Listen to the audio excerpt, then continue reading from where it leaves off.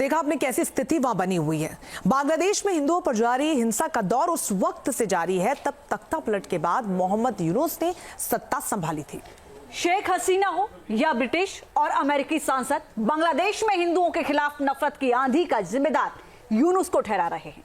तो क्या एक नोबेल पुरस्कार विजेता सत्ता के लिए कट्टरपंथियों के हाथों की कठपुतली बन गया है? रिपोर्ट देखिए।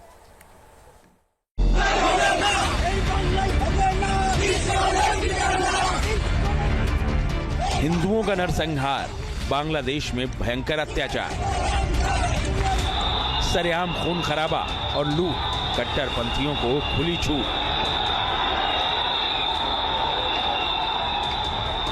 हिंदुओं के कत्लेआम का आदेश, ये है आज का बांग्लादेश। हिंदुओं को मारने की थ्योरी, बांग्लादेश की हेट स्टोरी। बांग्लादेश में हिंदू और भारत विरोधी जमात की कारगुजारी की यह सबसे ताजा तस्वीर है। हिंदू विरोध के नाम पर इंडियन प्रोडक्ट को बैन करने की मांग कर बांग्लादेशी अपने ही पैर पर कुल्हाड़ी मार रहे हैं। एक तरफ मेड इन इंडिया साड़ी को फूंका जा रहा है, वहीं नफरती नारेबाजी भी की जा रही है।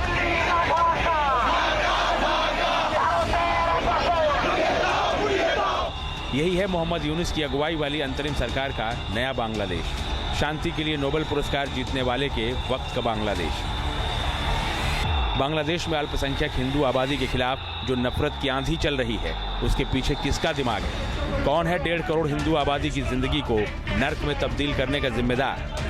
क्या मोहम्मद यूनुस कट्टर जमात के नफरती एजेंडे को आगे बढ़ा रहे हैं? बांग्लादेश की पूर्व पीएम शेख हसीना अंतरिम सरकार के प्रमुख पर ऐसा ही आरोप लगा रही हैं। उनका तो यहां तक दावा है कि मोहम्मद यूनुस हिंदू विरोधी हिंसा के मास्टरमाइंड हैं।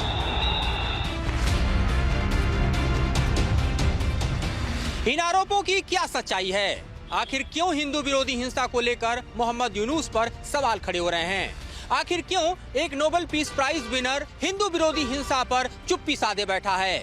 आइए इसे डिकोड करते हैं।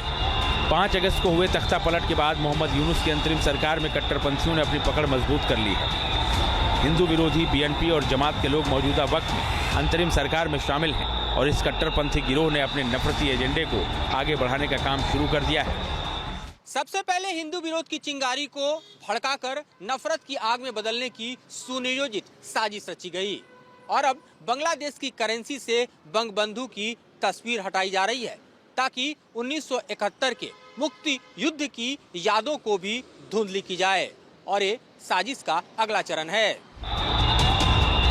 तख्ता पलट के दौरान बंगबंधु शेख मुजीबुर रहमान की मूर्ति को तोड़ने की तस्वीरों ने पूरी दुनिया में सनसनी फैला दी थी और अब बांग्लादेश की अंतरिम सरकार ने तानाशाही फैसला लेते हुए बांग्लादेश की करेंसी से शेख मुजीब की तस्वीर हटाने का ऐलान कर दिया है। बांग्लादेश के केंद्रीय बैंक के मुताबिक 20, 100, 500 और 1000 टका के नए नोटों की छपाई शुरू हो चुकी है। नई करेंसी पर छात्र आंदोलन की झलक दिखाई जाएगी। देश में तैयार किए जा रहे नए नोट में धार्मिक संरचनाओं, बंगाली परंपराओं और आंदोलन की ग्राफिटी को शामिल किया जाएगा। दरअसल ये कोशिश महज बांग्लादेश के मुक्ति संग्राम और बंगबंधु शेख मुजीब की यादों को मिटाने की नहीं है, बल्कि ये कट्टरपन की राह पर बढ़ने का सबूत है। इसका एक और सबूत देखने को मिला 5 दिसंबर को, जब मोहम्मद यूनुस ने अल्पसंख्यक समाज के धार्मिक गुरुओं से मुलाकात की और उस दौरान हिंदुओं पर हो रहे हिंसा और हमले को ही मानने से इनकार कर दिया।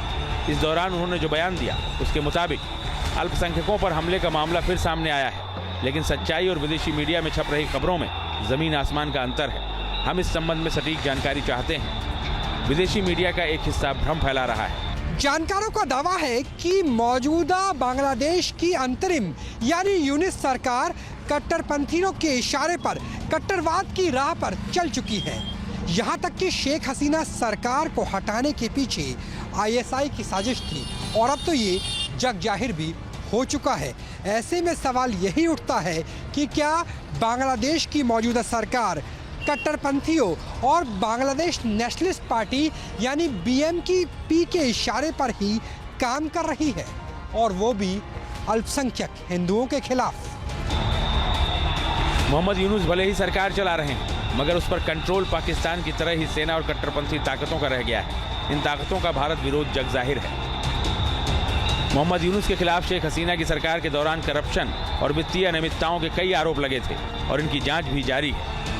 ऐसे में यूनुस को सत्ता पर काबिज कट्टरपंथी जमात का साथ देना मजबूरी है, वरना उनके खिलाफ करप्शन के मामले खुल सकते हैं और वो खुद सलाखों के पीछे जा सकते हैं। Team news nation.